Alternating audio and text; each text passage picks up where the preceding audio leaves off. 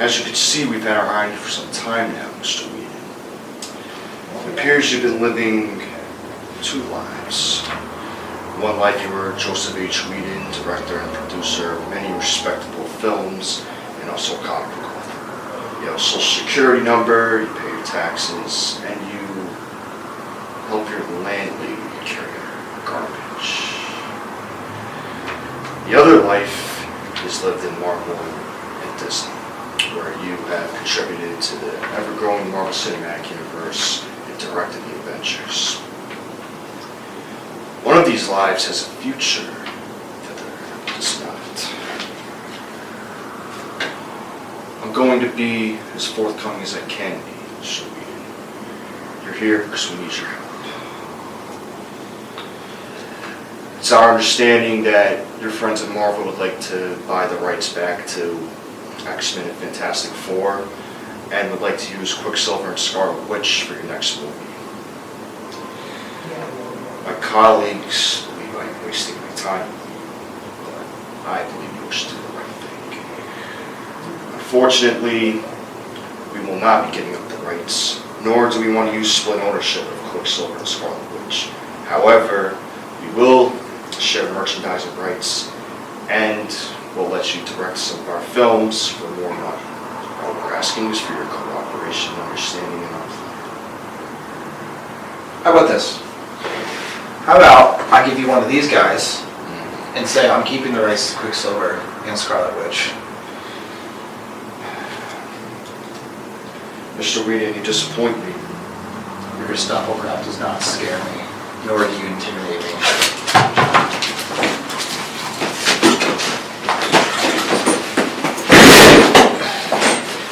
Stay down.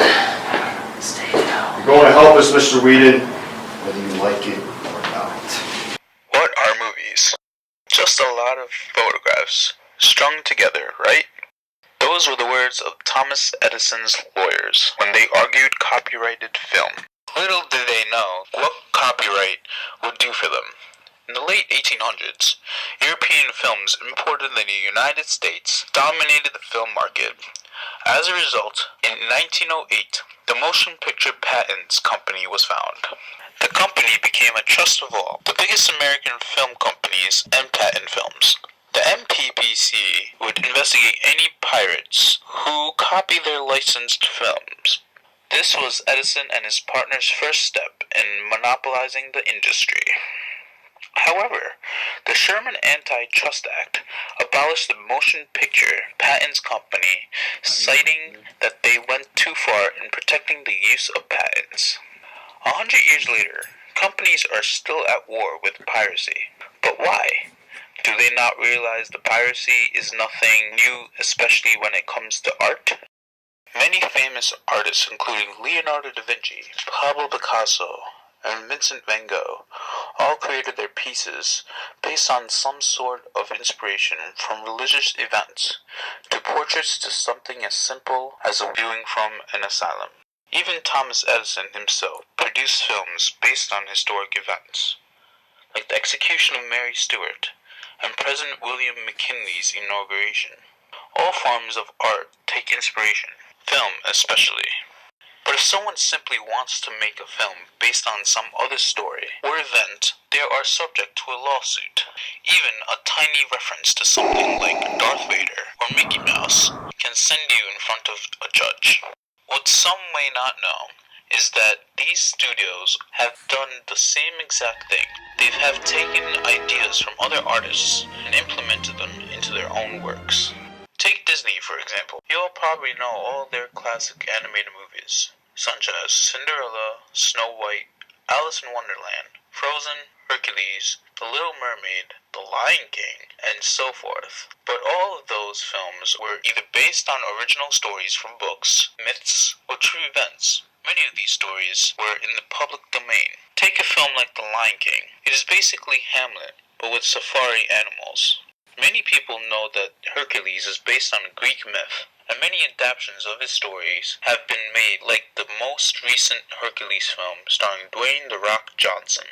Other films like Snow White and Cinderella were based on folk tales from the 1600s up to the 1800s. The only difference was that all these movies had Disney's magic touch and happier endings. The very first copyright law was established in 1790, and copyright terms would last 14 years. That would all change over 200 years later. In 1998, Disney lobbied for the United States Copyright Extension Act, also known as the Mickey Mouse Protection Act, which extended copyright terms to the life of the author plus another 70 years. Any work authored by corporations will last 120 years, or 95 years after publication. Since then, Disney's empire has only grown into the biggest media juggernaut in the world and still derives their work from other stories. They have even bought out other studios such as Marvel and Lucasfilm, along with their franchises like The Avengers, Star Wars, and Indiana Jones. Speaking of Marvel, they too have done some copying. Getting inspiration from their work. Before becoming another media empire, they published many popular comics and created some of the most memorable characters. But many of their characters were derived from DC Comics. Characters like Deadpool. He is known as a merc with the mouth. He has lots of weapons and has a healing factor like Wolverine. Oh, and his name is Wade Wilson. Sounds familiar? DC's Deathstroke is also a mercenary with a healing factor, and his name is Slade Wilson. Marvel has also created characters like Quicksilver and Hawkeye. Quicksilver is derived from DC's Flash. Only difference is that Quicksilver got his powers from being a mutant, like his father, whereas Flash got his powers in a lab accident. Hawkeye and Green Arrow. Well, you could already see what they can do. On the flip side, DC has gotten their inspiration for Arrow from Robin Hood. The list goes on, with characters derived from other sources. But Marvel do something with their characters that would dramatically change their landscape. In the early 90s, Marvel was about to go bankrupt. At the time, the only successful superhero movies made were Batman and Superman films from Warner Brothers and DC. Marvel attempted to adapt their characters, but it didn't work out so well. They decided that in order to compete with DC and make profit, they would have to sell the movie rights to different characters. 20th Century Fox would buy the rights to X-Men and Fantastic Four while Sony bought Spider-Man. In 2000, Fox released their first Marvel film, X-Men. In 2002, Sony released Spider-Man. The two films were widespread successes, and sequels will follow up. In 2003, we saw X2, X-Men United. And a year later, we would get Spider-Man 2, which would do even better than their predecessors. The third film in both trilogies, however, did not fare so well. In 2005, Fox would release Fantastic Four, followed by its sequel, Rise of the Silver Surfer. The first film will do well, while the second not so much. Due to the financial success of these films, Marvel has raked in lots of money. The X-Men film franchise continues to this day, while Sony gave Spider-Man a reboot in 2012, and Fantastic Four will also have a reboot released in the summer of 2015. In 2008, Marvel released Iron Man and the Incredible Hulk. 1 year later, Marvel and all of its entities would be bought out by Disney. Since Marvel owned Iron Man along with the rest of the Avengers, they decided to make a series of films which are now known as the Marvel Cinematic Universe. After the first two films in 2008, Disney and Marvel would release more films starting in 2010, with Iron Man 2, which introduced Black Widow, followed by Thor and Captain America, the first Avenger. These films will lead up to 2012's The Avengers, which was the first superhero film to feature Team Up and would be Marvel's most successful film, topping $1.5 billion. Marvel has release dates planned all the way up to the year 2028. Now that Marvel's Cinematic Universe has its slate, it has many stories to tell along with numerous of characters. The only problem they have, of course, is that there are other characters missing, which will either create a plot hole or not make the stories true to source material. When Fox announced that Quicksilver will be featured in X-Men Days of Future Past, another bombshell announcement followed days later when Joss Whedon announced that Quicksilver and Scarlet Witch would appear in Avengers Age of Ultron. At first, many thought that maybe Marvel and Fox agreed that their film franchises would cross over, but that certainly was not the case.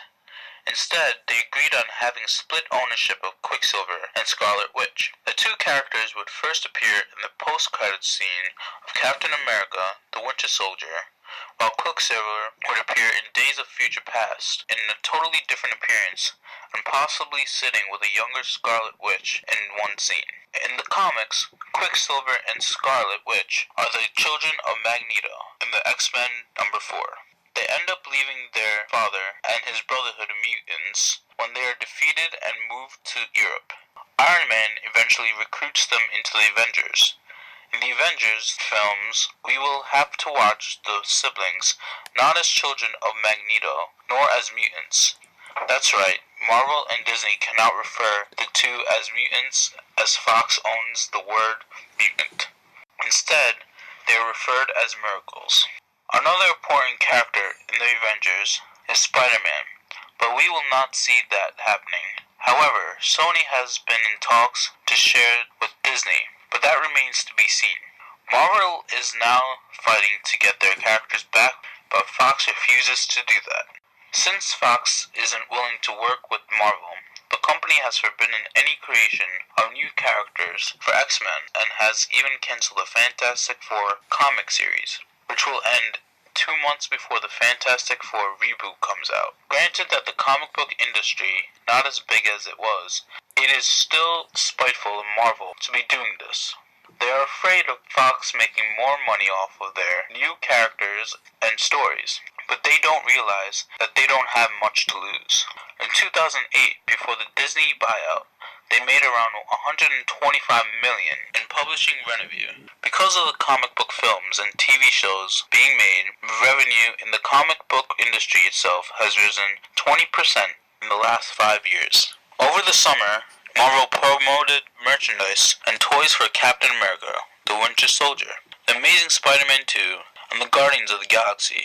But not a single toy or shirt had anything to do with X-Men Days of Future Past. While Captain America and Guardians of the Galaxy were critically acclaimed and financially successful, X-Men has also become one of the best movies of the summer. X-Men has been a popular franchise for so many years, yet Marvel does not capitalize on it, simply because the film rights belong to Fox and the fact that they don't get full revenue from it. With all these film rights, contracts, merchandising rights, and restrictions, the question is, are these laws benefiting anyone, or are they making matters worse? On one hand, an artist does not have to worry about not being credited for their work. But on the other hand, creativity has only been oppressed, and the corporate greed has prevented many potentially great blockbusters coming to fruition. It is unfortunate that we cannot live some of the best comic book stories throughout live action films, nor do many amateur filmmakers have much creative freedom. However, it shouldn't stop anyone from making their own films. Creativity takes inspiration. The only way you can know how to make a film is if you try to make a film. If you have to remake something or take found sources, you shouldn't have a problem as long as you give proper credit. And don't claim the original work was done by you. You need to start somewhere, right?